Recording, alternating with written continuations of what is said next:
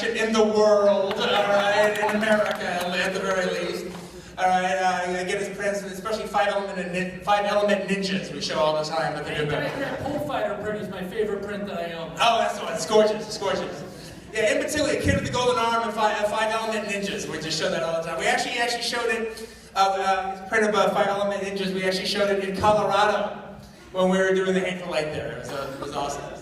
So, do a little question and answer session. Does anyone have any questions about the film or anything? Okay, this guy's standing here. First of all, was blood a line item in the movie's budget? Second part, not I think with Greg Nicotero of Walking Dead fame, whenever he's done my movies, which started from Reservoir Dogs onto this one, blood is always a line item. And not only that, it's Tarantino blood. It's a certain kind of red. We've experimented with it for a long time. Finally on Kill Bill, we got the exact right mixture, and then it's been that ever since. Before we go to the next question, how do you guys like the programs?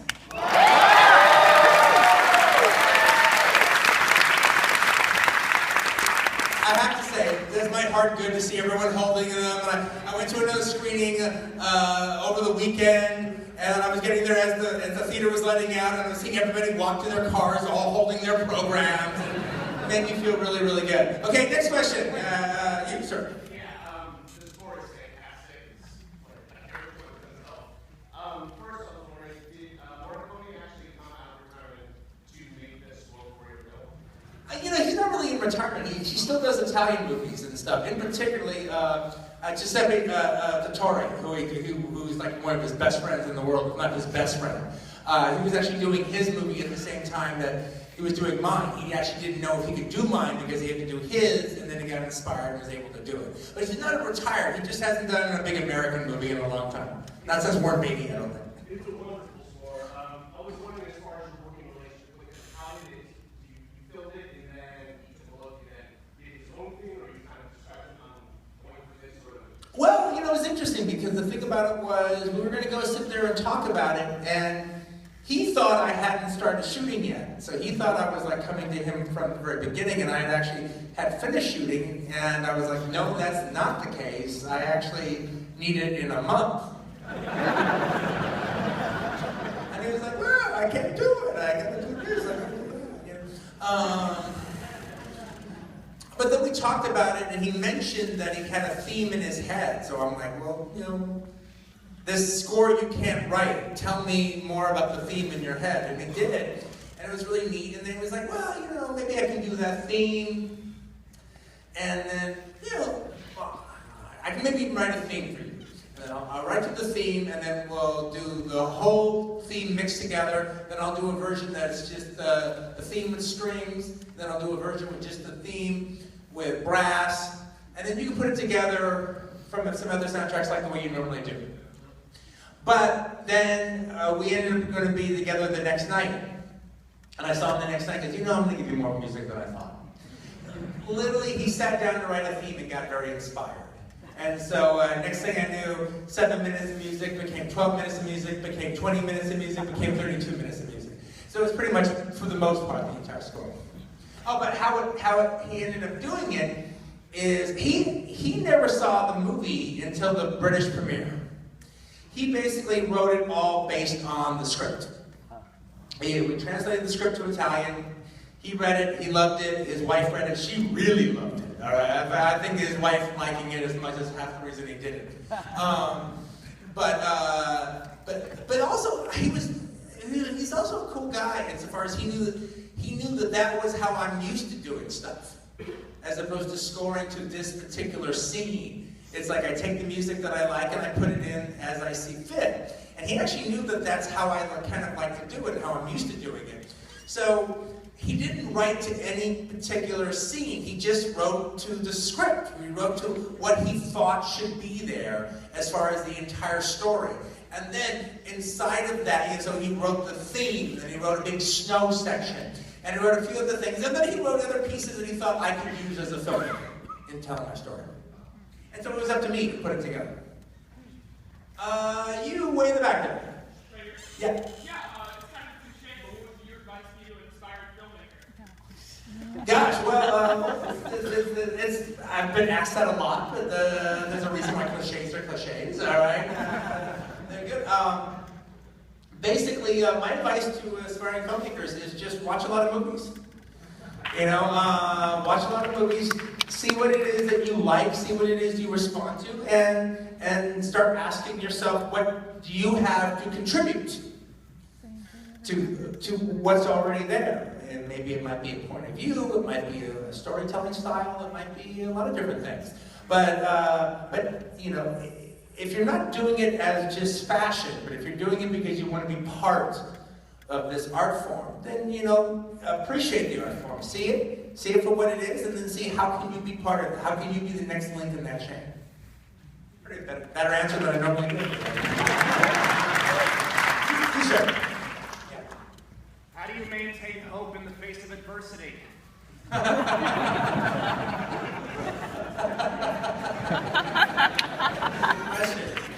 I guess the opposite question is like, is there any choice? You know, I guess you just do, you do your best, all right? But I'm not really one to ask. I haven't really had that much adversity. I mean, I've had adversity, but basically I'm one of the very lucky people that gets to do the movies the way they want to do them. So you probably should ask somebody else that. I'm kind of a lucky bastard, kind of, you know.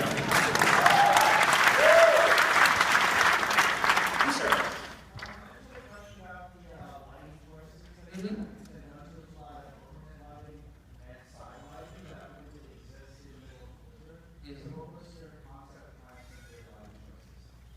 Well, some of that is, that's just Bob Richardson's style of lighting and stuff and creating little pockets. And we were trying to stop it so whatever looked as if there is a light bulb shining down. But we're always hoping that there's a blizzard going on and there's all kinds of holes and cracks in the place. And so that maybe that's creating, even during a blizzard, there's white light coming in. So that was what we were going for. You, there, the cat, right behind you. Yeah, you. Allie, can you talk a little bit about your decision to shoot in Panavision 70mm and how that was different, especially in the weather conditions, than shooting in other formats? Well, you know what, we were all prepared for it to be very different as far as shooting, as far as the weather conditions were concerned. But that ended up not being the case, and not because the weather conditions weren't severe, but because our camera team was just really on it. Our first assistant cameraman, he's the guy who did all the focus pulling in the film. And frankly, I don't even know if me and Bob Richardson, our cinematographer, would have had the guts to make this movie without having Gregor on the knob of that. But he's also, not only is he pulling focus, he's in charge of everybody else. He's in charge of that whole camera crew, basically. He works for Bob, and everybody else works for him. And Bob works for me, and that's the way it works. But the thing about it is that they did all the research, they did all the work, they got the lenses, they put them there. When they were not working, they were in a nice warm place. We were all prepared that there would be situations that they would freeze and we would just have to sit down for like a few hours. That never happened. We never waited for anything as far as camera was concerned. So as far as the conditions that we thought would be a big deal, ended up not being a big deal. They were a big deal for a lot of reasons, but not because they ever stopped camera. The reason that I wanted to shoot in this format was, well, frankly, at the very, very, very, very, very, very, very beginning, it was just about the fact that I liked film projection. So of course I'm going to shoot it on 35mm, that's not even a question. Of course I'm going to shoot it on film, that's not even a question. However, if it's just going out and playing digitally, and that is just the end result of everything that I've done, to me that's working to diminishing returns. And I've worked too long in my career to work to diminishing returns. And I thought that if I shot in 70mm, well, if they're going to actually spend the money to actually shoot on 70mm, well then they're going to actually care about having it shown in 70mm, or at least to some degree or another. Now, the fact that we were able to get 100 theaters out here in America and show it like this, which is like, you know, like, I mean, you know, And to put it in perspective, Interstellar, which has Christopher Nolan, and Warner Brothers could not love him more than they do. IMAX people could not love Christopher Nolan more than they do. And his movie showed on 11 venues. We've shown on 100 venues starting last weekend. And in 100 theaters, we made number 10 in the top 10 box office. In America. With 100 screens, we got number 10. It was us and Creed, man. Us and Creed were fighting it fucking out. And at the last moment, we pulled it out. It was pretty cool. But that's because of you guys showing up, man, and I really, really appreciate it. Over here, you, sir. Yeah, is there a reason that you chose to film a movie that is largely indoors in 70 millimeter? Well, you know, the thing about it is, it was like, that didn't stop me from doing it in 7, that didn't talk me into doing it in the 70 millimeter, and it didn't talk me out of doing it in the 70 millimeter. I understand a lot of people talking about, like, whoa, what's with all the 70 millimeter? Just gonna be stuck in a fucking shack, all right, for the entire time. At the same time, I actually feel that 70 millimeter is more than just filming the pyramids or the 7 wonders of the world or filming the Sphinx or travelogues. It's more than that. And I've always thought, now this is me taking this thought to the nth degree, but I've always thought that the big scope format, when used correctly, not to say as opposed to incorrectly, but when used in the right way, can actually be more intimate than the normal standard ratios. That the scope ratios, that when put into a close-up, when put into a situation where the foreground is important, but the background is also important too, and you're supposed to be keeping tabs on what's going on in the background, even if you're not officially keeping tabs of them. I always figured that that would be a good thing. And to me, that was the case. To me, you know, especially like I would imagine, because I was here, I was like way, way, way in the back. But I mean, you people, this row, that row, this row, here, at least the first 3 rows, it's like, you're in minis. You're in minis. But then it's also kind of interesting because the people in the back there, you guys sitting in the back, now you're having a bit of a more of an artistic experience. You're watching the frame. It's more like an exquisite kind of thing. You're seeing the framing in a way that you don't normally see before, and you're judging it that way. So, you know, in that kind of give and take with an audience is actually kind of fun. I actually think it's kind of a neat thing to do. You know, but it all depends on you guys. I mean, you're the ones that showed up on Tuesday to see it in 70 millimeter. How was it?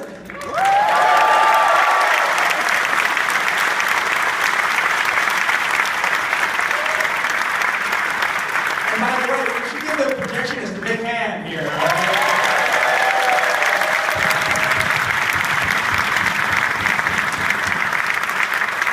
And one of the things that you guys got that you don't normally get is you actually had changeovers going on in this theater, and that's not the case normally. Normally, it's all set up, and it's a platter system, and so it's just one big loop, and it just plays. And then, you know, and look, in an idiot-proof world, that's exactly how you want it to do. But when you actually can trust the people that they're going to do it the right way is changeovers, and that's what Dan's doing here, and that's what you're going to do.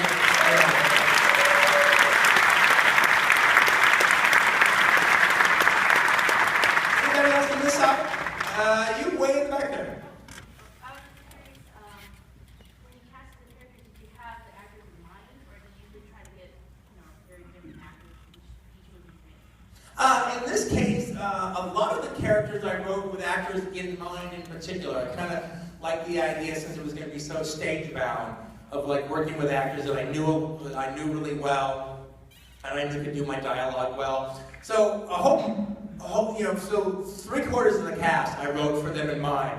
But then, but when you do that, conceivably, you're opening up the character on one hand, because you know what this actor can do, and you can write for that actor, and then they can really deliver something really wonderful. On the other hand, though, you're limiting them, because you're limiting them by the deal of that actor. So when you write a character and you're not thinking about any actor per se, then the character can become anything. He can go anywhere. But now you have to find the right person to play that character. You know, a good example of that is the character of Hans Landa in *Inglourious Basterds*. Because when I first started writing that character, I didn't realize he was a linguistic genius. Not when I first wrote him. But then as I wrote him more and more and more, just every time he opened his mouth, he could speak whatever language that was appropriate at the given time. If a Filipino had walked into the middle of *Inglourious Basterds*, he would have been kicking it in Tagalog, because that's just who Landa is. But if I was writing that for somebody else who's not a linguistic genius, I wouldn't have given them that character trait. Then I gave him that character trait, then I had to find an actor who could do that, or else he'd be stuck on the page.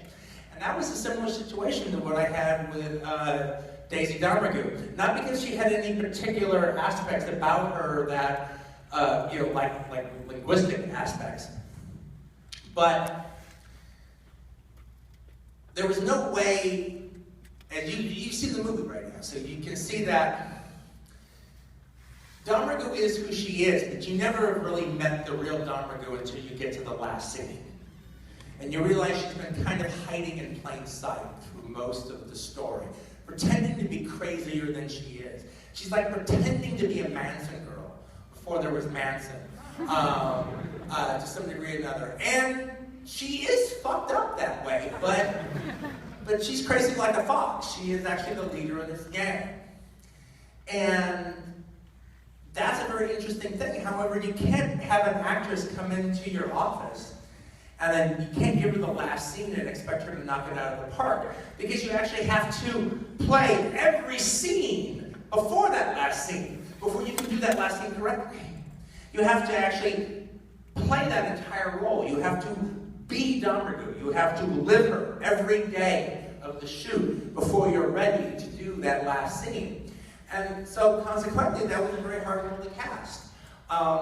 But part of the thing that helped me cast Jennifer was the fact that when she's a fantastic actress, and I started watching a bunch of her old movies, and particularly from the 90s. And it was just, I went on my own little Jennifer Jason Leigh Film Festival, and it was a really great film festival. I watched Mrs. Parker and the Vicious Circle, I watched Georgia, I watched Single White Female, and it was just one fucking great performance after another, and I wanted to be part of that Rogues Gallery of wonderful performances she does.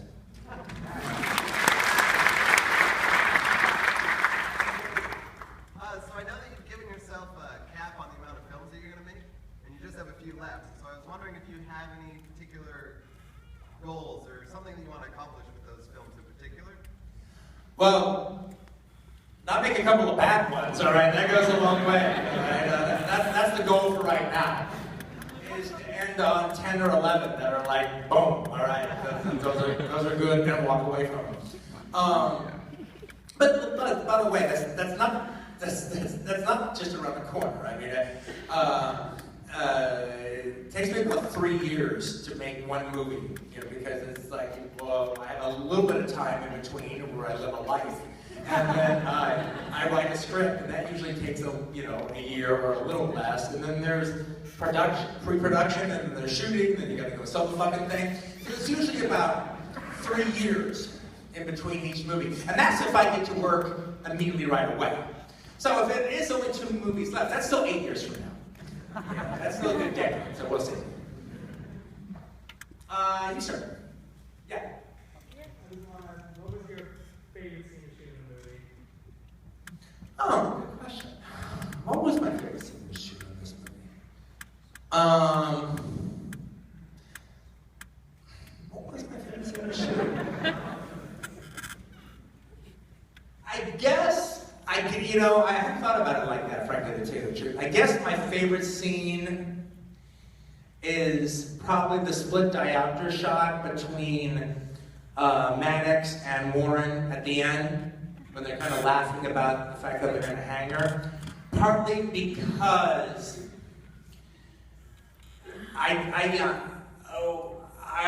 what's in the movie is written, but we still had to get there. And we had to, when you get there, you have to know, is it right? You've told the whole story. So is this enough? Is this the ending? There is, it's not just following the script. You have to feel it.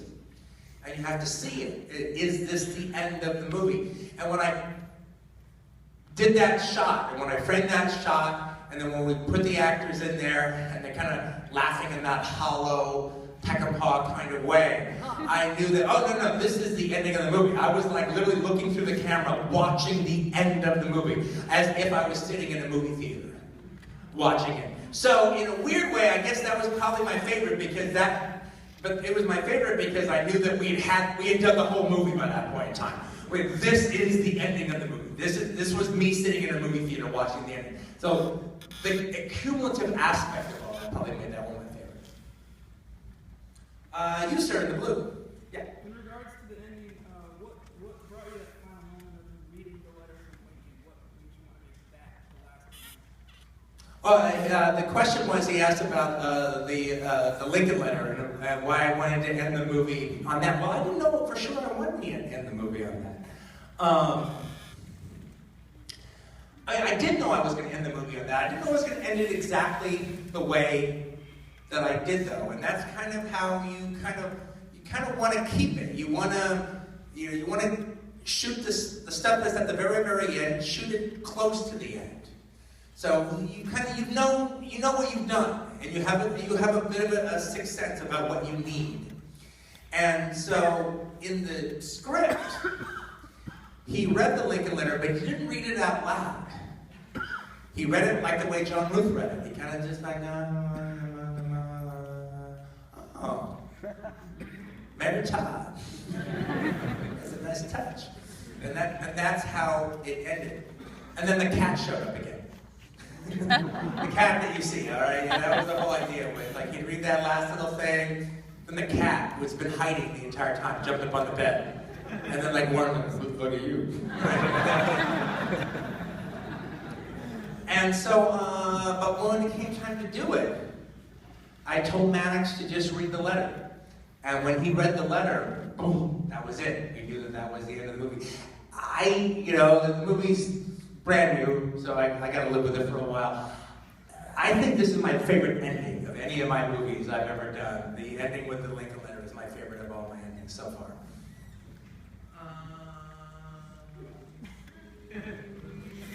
Sir, yeah. John Ford of Walt Disney had been influenced on Lincoln. Let me say that one more time. John Ford about what? John Ford of Walt Disney had been referenced to Scott Lincoln in the movie. No, not so much shots or anything. I mean, there's no way you can do a movie where the first 45 minutes takes place in a stagecoach and not say you're not influenced by John Ford, all right? Especially since I actually think that in the case of Stagecoach, which I think is a fantastic movie, I'm not the biggest John Ford fan in the world, but I do think Stagecoach is a fantastic movie, and I actually do think it's a big inspiration on just modern filmmaking in general into the 20th century. But I love Stagecoach. But there's no way you can shoot a movie that deals as much with the stagecoach as I do, and not say you're not influenced by John Ford.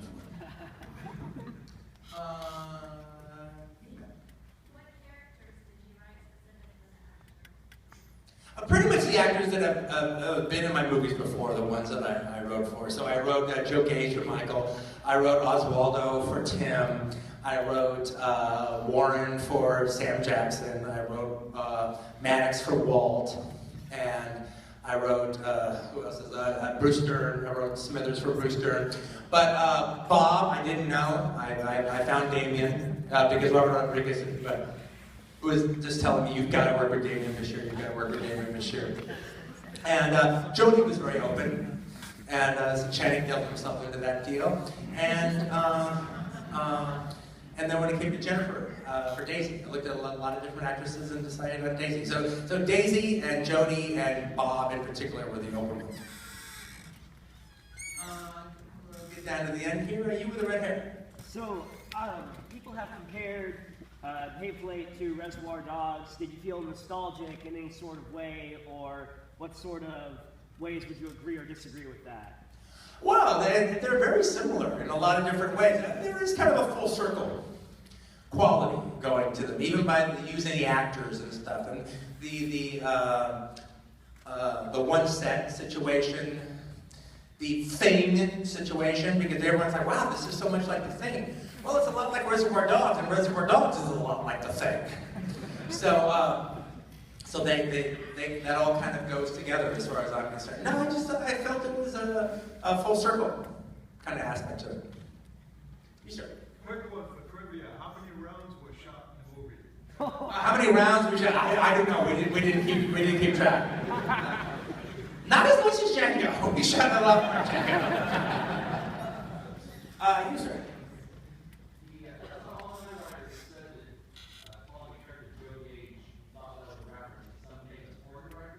Yeah, Joe Gage is the director's real name is Tim Kincaid, but his nom de plume was Joe Gage. He made a lot of gay porno films in there.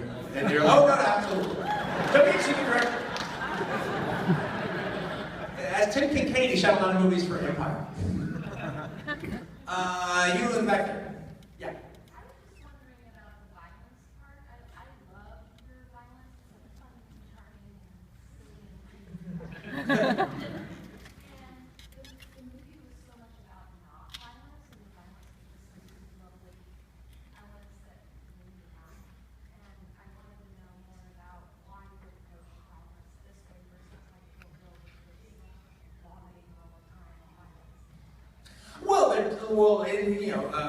As far as I'm concerned, Kill Bill and Hateful Eight couldn't be more different from each other. You know, one is jumping off from a very, very violent genre and subgenre, i.e., kung fu martial art movies, either the Shaw Brothers type or the Japanese samurai Lady Snowblood, Scorpion kind of movies. And that's a sword. And so you've got like both of those movies. Both of those two types of genres that Kill Bill's based on is just a very violent, in-your-face. That is the storytelling style. They tell the story through the action and through the characters' action and through set pieces of violence. That actually is storytelling as far as the films are concerned. This is coming from a different place. This is coming from more like a Reservoir Dogs place, or the basement scene in Inglourious Basterds kind of place, where it's like I'm taking the suspense and stretching it out like a rubber band. And the whole idea is how long can I keep the rubber band stretching before the band breaks. And when the band breaks, you have a pretty good idea that a lot of shit's going to hit a lot of different fans. But exactly how